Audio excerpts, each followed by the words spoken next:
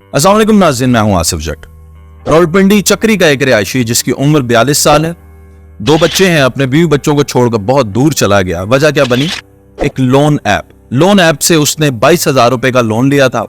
वो सूद इतना बढ़ता गया कि वो लोन अदा ना कर सका। फिर उसने एक और ऐप से लोन लिया, पहली ऐप का लोन चुकाने के लिए।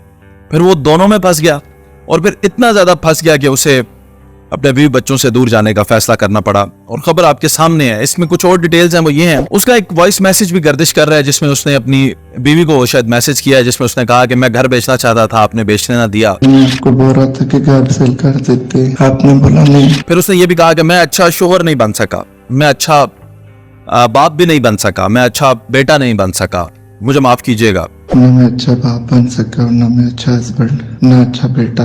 उसने ये भी बताया कि मैं सूद में बहुत बुरी तरह फंस चुका हूँ। मैंने बहुत सारे लोगों के पैसे देने हैं सूद के। ये वो बातें हैं जो आप तक ऑलरेडी पहुंच चुकी हैं और आपको पता है कि ये मामला जो है वो चल रहा है, लेकिन इसकी हकीकत दरअसल इससे पीछे कुछ और बातें हैं जो मैं आप लोगों को बताना चाहता हूँ। इससे पहले भी एक दफा जो लोन ऐप्स हैं इनके बारे में मैं बात कर चुका हूँ। इसकी वजह सरासर सूद और सूद का पैसा ही नहीं है, इसके अलावा भी एक बहुत बड़ी वजह है जिसकी वजह से इस शख्स ने यह फैसला किया और वो इस नतीजे पर पहुंचा। समझने की बात है ये लोन ऐप्स काम कैसे करती हैं। आप अपना एंड्रॉइड फोन खोलें, सजेस्टेड में सबसे पहले 8 से 10 ऐप्स आपको लोन की ही मिलेंगी।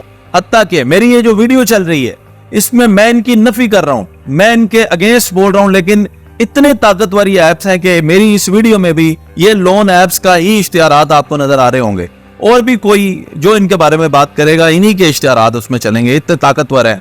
FIA में हजारों केसेस हैं इनके खिलाफ और अदादो शुमार जरा सुनिए कि इस वक्त तकरीबन 25 मिलियन यानी 2.5 करोड़ से ज्यादा लोग जो हैं वो इनको डाउनलोड करके इनका शिकार हो चुके हैं। लेकिन मसूद नामी ये शख्स सामने आ गया, 2-4 और लोग सामने आ गए होंगे जो इनके विक्टिम्स बने, लेकिन लोग बहुत ज्यादा हैं, सिर्फ वाकयात आ नहीं रही। होता क्या, इनका तरीका वारदात सुने और समझें और अपने बच्चों को, अपनी फैमिली को इससे महफूज करें। ये मर्द था, इससे बर्दाश्त ना हुआ, सोचें औरत फंस जाएगी तो क्या होगा। समझने की कोशिश करें इनका फ्रेमवर्क काम कैसे करता है। तो आप ये ऐप डाउनलोड करते हैं बड़ी खुशी से, आपको ये कहते हैं कि हम आपको 50,000 रुपया 1 लाख रुपया लोन देंगे। आप डाउनलोड करते हैं, द मोमेंट आप डाउनलोड करते हैं इनके पास आपका पूरा बायोडेटा चला जाता है। आप खुद इनको अलाउ करते हैं कि आपकी गैलरी को एक्सेस करें, आप खुद इनको अलाउ करते हैं कि ये आपके कॉन्टेक्ट्स को एक्सेस करें। तो सारा आपका डाटा, आपके जितने कॉन्टेक्ट नंबर हैं, उसके बाद आपकी जितनी व्हाट्सएप की चैट है, उसके बाद आपकी फैमिली की जितनी तस्वीरें हैं वो इनके पास पहुंच जाती हैं ताकि आपसे ये आपको ब्लैकमेल कर सकें और आपसे अपना सूद जो है वो वसूल कर सकें। आपको इन्होंने झांसा जो इश्तिहार देखा होता है, इस वीडियो में भी चल रहे होंगे, वो होता है जी 1 लाख रुपया आप लोन ले लें, 50,000 रुपया लोन ले लें। जैसे ही आप अप्लाई करने की कोशिश करते हैं आपका फौरन अप्रूव हो जाता है, 5 सेकंड के अंदर अंदर आपका लोन अप्रूव हो जाता है। लेकिन मिलते कितने आपको? 3,000 रुपए। पहले आपको यह बताया जाता है कि 1 लाख रुपया लें, आसानी से लें और फिर आराम से 3 साल की किस्तों में दें, 2 साल की किस्तों में दें, 1 साल की आसान एक साथ में दें। जब आपके पास 3,000 पहुंचता है तो पता चलता है 7 दिनों में आपने 6,000 वापस करना है, 10,000 वापस करना है, 8,000 वापस करना है और 7 दिन का आपके पास टाइम है। अभी 7 दिन भी नहीं गुजरते, 5वें दिन ही आपको फोन करते हैं कि अगर आपने हमारे ये पैसे ना दिए तो हम आपके फलां कॉन्टैक्ट को फोन करेंगे। अगर आप सिंगल हैं तो ये आपके भाई बहन कजन रिश्तेदारों को फोन करेंगे। अगर आप शादीशुदा हैं तो आपके ससुराल में भी फोन कर सकते हैं। अगर आप खातून हैं तो ये डायरेक्टली आपके भाई बाप को फोन करके आपके बारे में बात कर सकते हैं कि इस औरत की नंगी तस्वीरें हमारे पास हैं। जी आपने दुरुस्त सुना, ये आपकी तस्वीरों को एडिट कर लेते हैं। अगर आपके फोन में आपकी अच्छी तस्वीरें हैं उनको भी एडिट करके और खुदा न खास्ता उनको एक्सप्लॉइट करके आपके ही भाई बाप को भेज देते हैं और फिर आपके घर में भी एक जंग छिड़ पड़ती है, क्योंकि आपने बताया थोड़ी ना होता है मैंने एक एप्लीकेशन डाउनलोड की थी और मैंने उससे उधार पैसे ले लिए। आप लोग तो अपनी मदद आपके तहत ही काम कर लेते हैं, भाई को नहीं पता, शोहर को नहीं पता। फॉर एग्जांपल आपके शोहर प्रदेश में बैठे हैं, उनको नहीं पता कि आप क्या करने जा रहे हैं और फिर आपका क्या बनता है।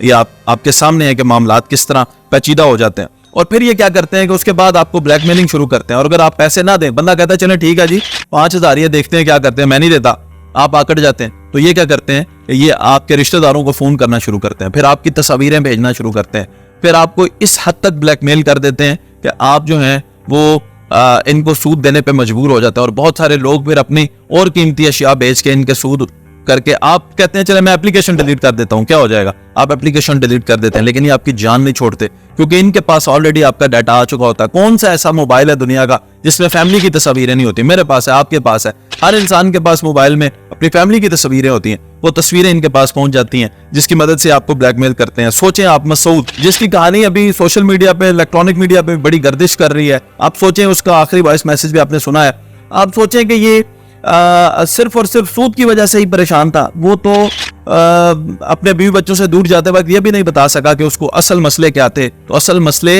ये आपको इस हद तक तंग कर देते हैं कि आप कोई भी बड़ा कदम उठाने में आप रुकते नहीं हैं। आप कहते हैं कि बस मैं ये टेंशन बर्दाश्त नहीं कर सकता, ये आपको इतनी टेंशन दे देते हैं।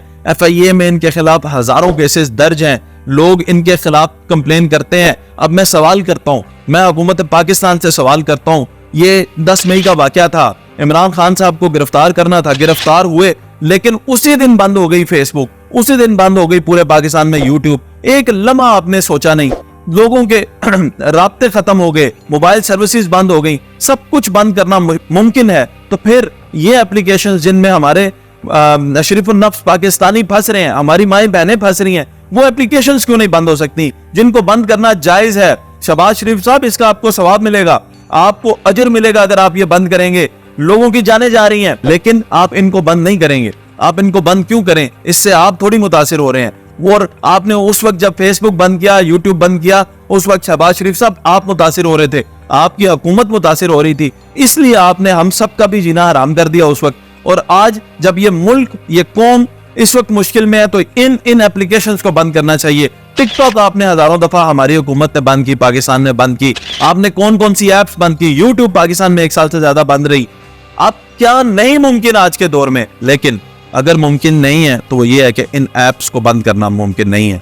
लग तो यही रहा है, लेकिन जब तक आप इनको बंद नहीं करेंगे और पाकिस्तानी अवाम को नेशनल सतह पे आप ये आगाही नहीं देंगे, आप हमारे सेल फोन्स पे आपके मैसेजेस हमें रिसीव होते हैं कि इस वक्त जनाब ये वाला तूफानी रेला आ रहा है, इस वक्त पाकिस्तान में ये सूरत हाल बन रही है, आपने ये करना है।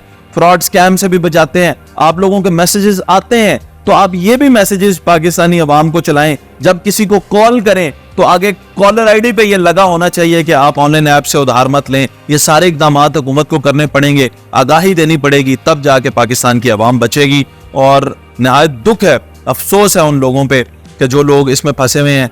इस पोस्ट पे भी नीचे कमेंट करके अपने अपने वाकयात शेयर करें। आप ऑनलाइन ऐप्स में कब फंसे थे, क्या मसला है, क्या दुश्वारियां आपको पेश आई थी, ताकि हुकूमत को बेहतर एक्शन लेने में मदद मिल सके। अपना ख्याल रखें। अल्लाह हाफिज़, अल्लाह निगहबान, पाकिस्तान जिंदाबाद।